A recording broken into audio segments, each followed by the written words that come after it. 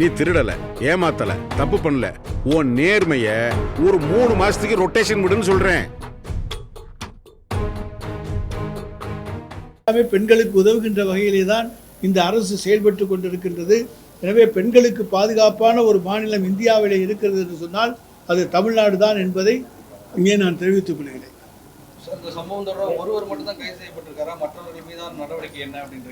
அதாவது ஒருவர் கைது செய்யப்பட்டிருக்கிறார், மற்றவர்கள் யார் என்று அந்த விசாரணையில் தான் தெரியும். எத்தனை பேர் அதை சேர்ந்திருக்காங்களா, இல்லை ஒருத்தர் மட்டும் செஞ்சாரா, இதெல்லாம் விசாரணையில் தெரியும். ஒருவரை கைது செய்து உடனடியாக ரிமாண்ட் செய்து விட்டோம்.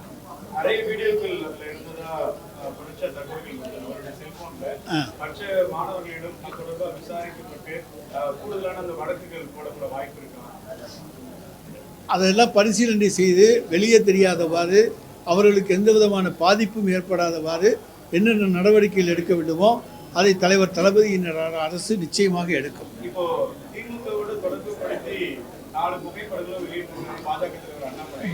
மூணு புகைப்படம். அதாவது நாங்கள் விளக்கம் சொல்லிட்டோமே, அவர் எங்கள் திமுகவில் தொண்டர் கிடையாது, அடிப்படை உறுப்பினர் கிடையாது, மாணவர் அணியிலையும் கிடையாது, எங்களுக்கு அவருக்கு சம்மந்தம் கிடையாது. அது நீங்கள் இப்போ அந்த இடத்துல நிற்கிறீங்க, இவர் இந்த இடத்துல நிற்கிறாரு. 2 பேரையும் சேர்த்து இங்கேருந்து ஒருத்தர் கேமரா வச்சு எடுத்துட்டா அது எப்படி சேர்ந்து எடுத்ததாக வராது. அதை போல் இன்னொருத்தர் சைதாப்பேட்டை தொகுதியினுடைய சட்டமன்ற உறுப்பினர், அமைச்சர். அவரை பார்த்து நன்றி சொல்ல எவ்வளோ பேர் வரலாம், வாழ்த்து சொல்ல எவ்வளோ பேர் வரலாம். அந்த மாதிரி இப்போ என்னை சந்திக்க வர்றவங்க பூரா பேரும் நேர்மையானவங்களா நல்லவங்களான்னு தெரியாது. அதுபோல் அப்படி வந்தவர்கள் தானே தவிர அவருக்கு எந்த விதமான தொடர்பும் கிடையாது, நட்பும் கிடையாது.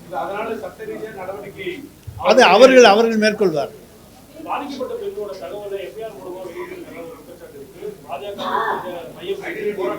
இல்லைங்க, நாங்கள் எதுவுமே ஐடென்டிட்டி வெளிப்படுத்தவே இல்லை. அவர் ஏதாச்சும் ரகசியமாக எதுவும் எங்கேயும் கொண்டு வச்சு காமிச்சிருக்கலாம். அரசின் தரப்பில் எந்த விதமான ஐடென்டிட்டியும் வெளியிடப்படவில்லை. எந்த விதமான குற்ற வழக்கு எது அல்லது எந்த பிரிவுகளில் வழக்கு பதிவு செய்திருக்கிறோம், என்ன சம்பவம் நடந்தது, இதை பற்றியெல்லாம் எந்த விதமான விவரங்களும் நாங்கள் வெளியிடவில்லை. திமுக என்கின்ற போர்வை இருந்தனால மட்டும்தான் இந்த அக்யூஸ்டு அந்த பொண்ணு மேல கை வச்சிருக்காங்க. இது வெரி சிம்பிள். இது மூளை இருக்கக்கூடிய, ஆறறிவு இருக்கக்கூடிய எந்த மனிதனுக்கும் கூட தெரியும். திமுக கட்சி பொறுப்பு இருக்கு, திமுக அமைச்சர்களோடு இருக்கிறாங்கிற ஒரே காரணத்துக்காக மட்டும்தான் ஸ்டேஷன்ல என்கொயரி பண்ணல. இதே போல ஒரு குற்றத்தை அவன் செய்திருக்கின்றான். அதே குற்றத்தை 2வது முறை செய்திருக்கின்றான். இதுக்கு நீங்க அடிச்சீங்க பாருங்க பெல்டி அமைச்சர்கள். எஃப்ஐஆர் எப்படி சார் லீக் ஆச்சு? இந்தியா முழுவதுமே crime criminal tracking network system CCTNS எல்லா போலீஸ் ஸ்டேஷனும் இணைக்கப்பட்டிருக்கிறது fibre optic cable. Data entry பண்ணோடனே மாஸ்டர் சர்வருக்கு போகும். அதுக்கு ஒரு கண்ட்ரோல் ரூமுக்கு ஒரு SP இருக்கார், இன்ஸ்பெக்டர் இருக்கார். எப்படி அந்த எஃப்ஐஆர் வெளியே வந்துச்சு? போலீஸ் டிபார்ட்மெண்ட்டை தவிர அந்த எஃப்ஐஆர் யாரும் வெளியே விட முடியும்? எல்லாமே இன்டர்நெட் புரோட்டோகால் ப்ரொடெக்டட். அவ்வளவு ஈஸியா ஹேக் பண்ண முடியாத சிஸ்டத்தை. அது ஒரு எஃப்ஐஆரா சார்? ஒரு படிக்காத எழுதுனா கூட ஒழுக்கமா ஒரு எஃப்ஐஆர் எழுதுவோம்.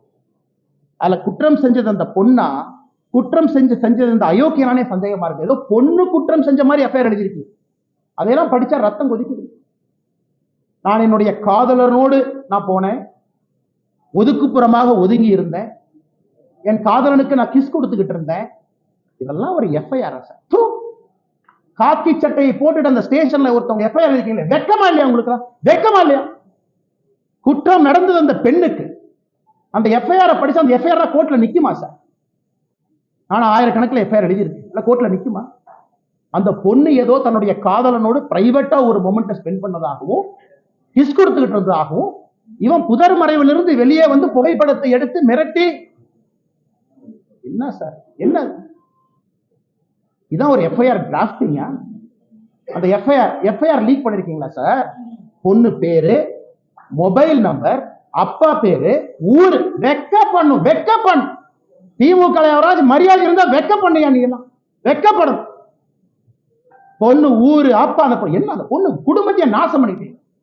7 தலைமுறைக்கு ஒரு அடையாள இதை கொடுத்துருக்கீங்களா? கருப்பு புள்ளியை கொடுத்துருக்கீங்களா? மனுஷங்களா நீங்களா?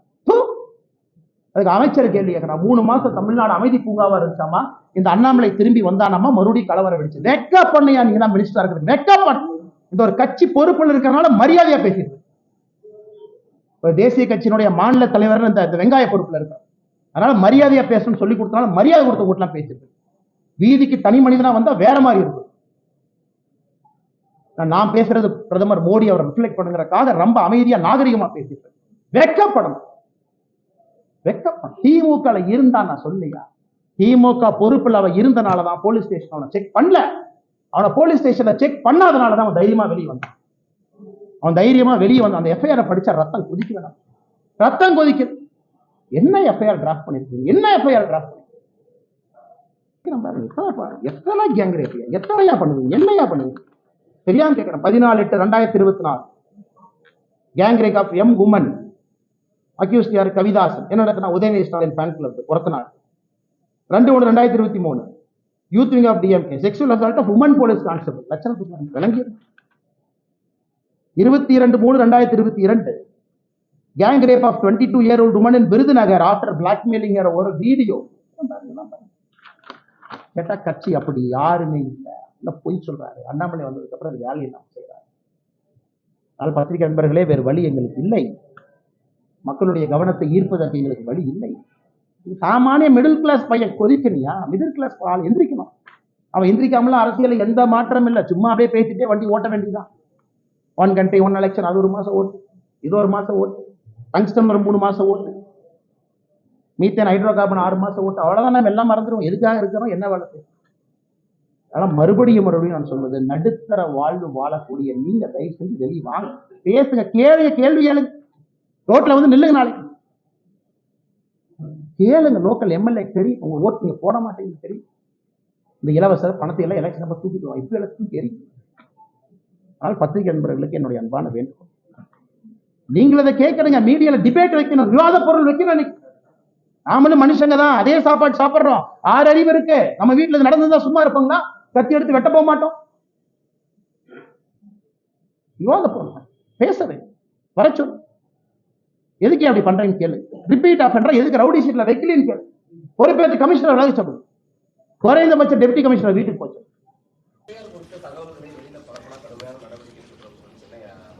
நாம சொன்னதுக்கு அப்புறம் எடுக்கிறாங்க. NCW எழுதுனதுக்கு அப்புறம் போலீஸ் எல்லாம் பெண்ட கழுத்துக்கு எழுதி இருக்கிறோம். ஆக்ஷன் எடுங்க. ஒருத்தனையோட எப்படி வெளியே வந்துச்சு நான் கேட்கிறேன். CCTNS நெட்வொர்க்ல இருந்து வெளியே எப்படி வரும், எப்படி வந்துச்சுன்னு சொல்றேன். யாராச்சும் ஹேக் பண்ணிட்டாங்களா? அப்ப யார் ஹேக் பண்ணாங்கன்னு சொல்லுங்க. செல்போன்ல எல்லாம் எடுக்கலீங்க, PDF அப்படியே PDF டவுன்லோட் பண்ணி வெளியே விட்டுருக்கிறீங்க. எதுக்கு? விக்டிம் ஷேமிங் பண்ணணும். Victim shaming. இந்த பொண்ணு சரியில்லை, அதனாலதான் இது நடந்துச்சு. எத்தனை நாளைக்கு அந்த டிராமாவை தமிழ்நாட்டில் பண்ணுவீங்க? எத்தனை நாளைக்கா பண்ணுவீங்க? இந்த பொண்ணு சரியில்லாத பொண்ணு அப்படின்னு மக்களுக்கு பார்த்தா தெரியணுமா? காதலனாக இருக்கட்டும், காதலியாக இருக்கட்டும், 18 வயசுக்கு மேல அவங்க தனிப்பட்ட உரிமை. வெட்கி தலை குனினுங்க, தலை குனினுங்க, தலை குனி. நாம் எல்லோருமே சாமானிய மனிதர்களாக தலை குனிந்து நிற்கணும். ஏன்னா சகோதரி நம்ம மண்ணில் தமிழ்நாட்டில் அது நடந்தது. அவன் எவ்வளோ கஷ்டப்பட்டிருப்பாங்க அந்த பொண்ணு, பாருங்க எவ்வளோ அசிங்கப்பட்டு. எஃப்ஐஆர் படிச்சுப்பாங்க.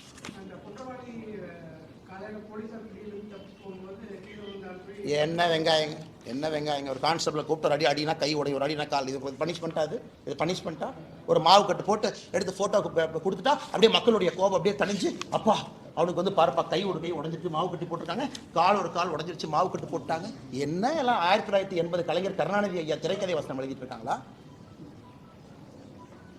உண்மையான அரசா இருந்தா 10 நாள்ல சார்ஜ் ஷீட் போடும், 11வது நாள்ல ஸ்பெஷல் கோர்ட்டை கூப்பிட்டு 15வது நாள்ல தண்டனை கொடுக்கும். நான் சொல்றேன், இந்த டிராமால எங்களுக்கு வேண்டாம். மாவு கட்டு போட்டேன், கையை உடைச்சேன், கால் உடைச்சேன், இந்த டிராமால வேண்டாம் சார். 7 நாள்ல ட்ரையல் நடந்த கேஸ் இந்தியாவில் இருக்கு sir.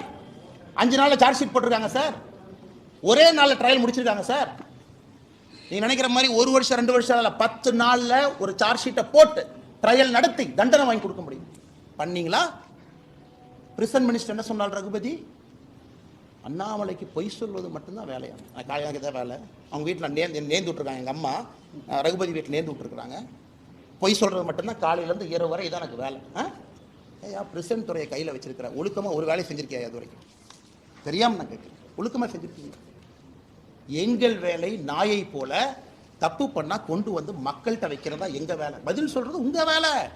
ஆளுங்கட்சிக்கார victim shaming FIR copy release இதெல்லாம் நம்ம முறை சொல்லல. வேலையெல்லாம் எழுதுனீங்களா அவன் பேர் பத்திரிகையில் சும்மா அதே அச்சில் போய் பத்திரிக்கை போய் அதே ஞானசேகரன் பேர் அடிச்சுட்டு அதே வெளியே வந்துச்சுங்களா? சிட்டி ரோபோட் மாதிரி ஏதோ ஒன்று அறிவாளர் உட்காந்துருக்காங்களோ இதில். அதனால் இது கம்பீரமாக எடுத்துக்கணுங்க. அது ரொம்ப தப்பு பண்ணுறேங்க. நாம் ஒன்றும் அடுத்து அதை விட கொடூரமாக இருக்கிறனால முன்னாடி நடக்கிறத மறந்தாச்சு. இதை விட அது கொடூரமாக இருந்துச்சுங்க. அதனால் இதை மறந்தாங்க. அதனால தான் வேறு வழி இல்லாமல் எங்களை நாங்களே வருத்தி கொண்டு முருகபெருமான்கிட்ட போய் முறையிறோம். வேற என்னங்க வழி சொல்லுங்கண்ணா?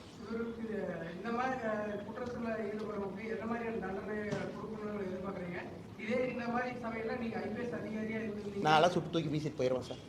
அது சொன்ன 4 பேர் எஃப்ஐஆர் தூக்கிட்டு வருவானு, ஹியூமன் ரைட்ஸ் கமிஷன் அதுன்னு வருவானு, தூக்கி வெளியே வச்சா தான் சரியாக வரும். அந்த மாதிரி ரத்த சார் இது ஏதோ அரசியல் வந்தாலும் அடங்கி உட்காந்துருக்குறேன். வேறு வழியில் கேட்டால் கட்சி பொறுப்பு, தேசிய கட்சி மாநில தலைவரெல்லாம் நீங்கள் பேசக்கூடாதுங்கிறேங்கிறாங்க. அதனால் வாயை பொத்திட்டு உட்காந்துருக்குறேன்.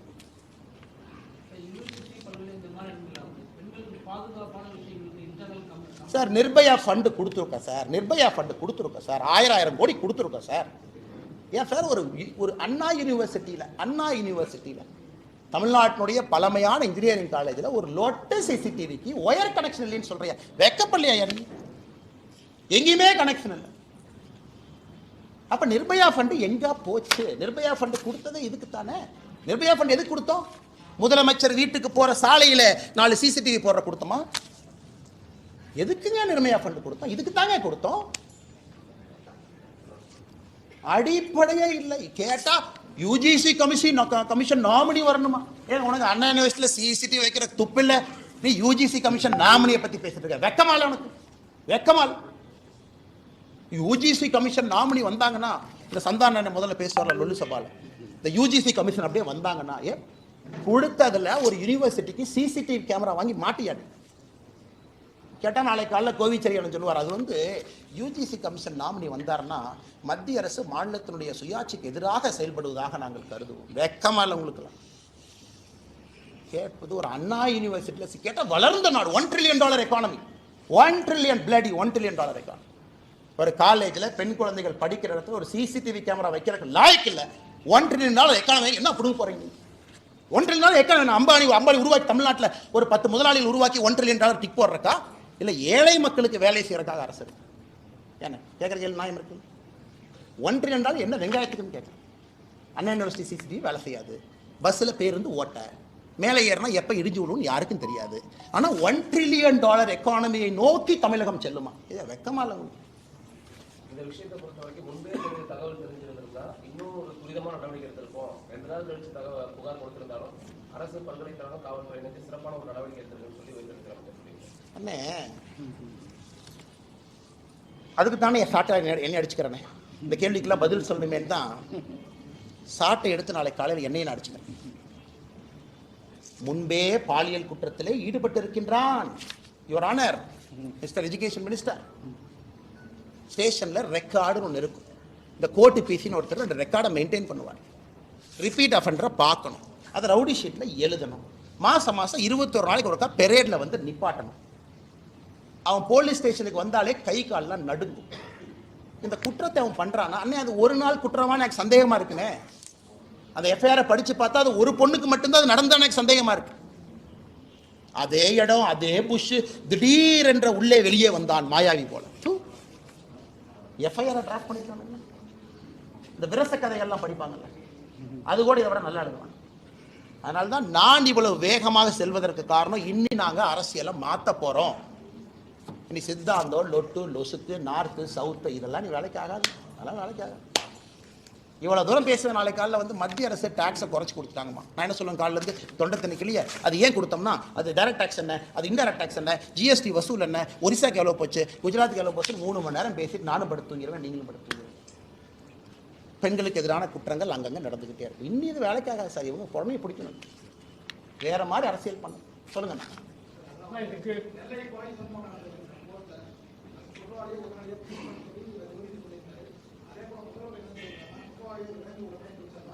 ரகுபதி அண்ணா அப்படி சொல்லிங்கண்ணா. நீங்கள் ஒரு அண்ணன் சொல்ற நியாயம் இருக்கு. ரகுபதி என்ன சொன்னார்னா, இந்த பத்திரிகையாளர் சந்திப்பில் யாராச்சும் வெட்ட வந்துட்டா நான் என்ன பண்ணுறது அப்படின்னா அப்பனா பாருங்க, உங்களையும் வெட்டுங்கன்னு 4 பேர் தூண்டுறாங்க. நீங்கள் ஏடா கூடமா கேள்வி கேட்டால்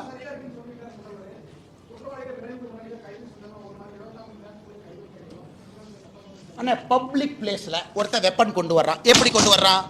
வெஹிக்கிள் செக்கிங் இன்ஸ்பெக்டர் எங்க போனாரு? பப்ளிக் பிளேஸ்ல வெப்பன் கொண்டு வர்றான். சரி, என்ன கேஸ்னே? ஆடு திருடின கேஸ். திருநெல்வேலியில் ஆட்டை திருடிட்டாங்க. ஆட்டை வித்ததுல வந்த லாபத்தை ஷேர் பண்றதுல பங்காளி சங்கம். பப்ளிக்ல வெப்பனை கொண்டுட்டு கோர்ட் பிரைமைஸ் வாசலுக்கு வர்றான். Which is a sanctified zone. நீதிபதிகள் போறாங்க, செக் பண்ணுவாங்க, காவல்துறை இருக்கும், பாம்பு டிஸ்போசல் ஸ்குவாட் இருக்கும் இல்லையாங்க. ஒரு மாவட்டத்தில் முக்கியமான எதுங்க?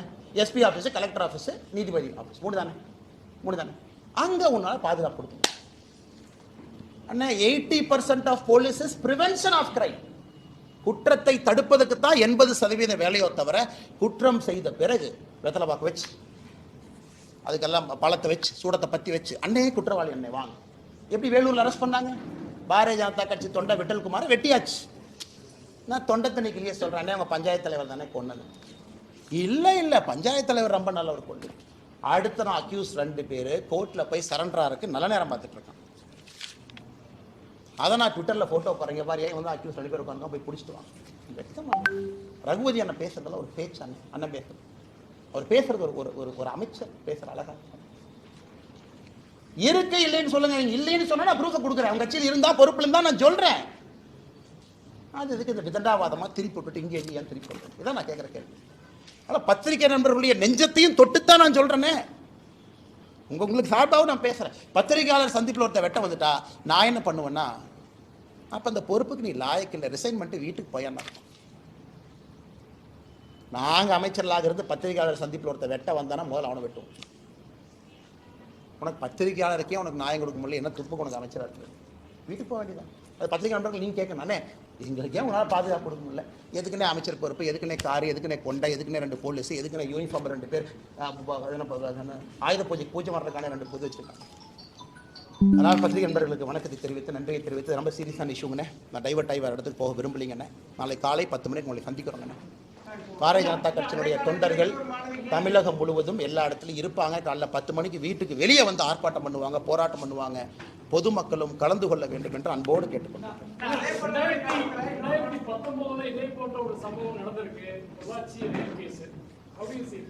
எல்லாமே தவறுதான்.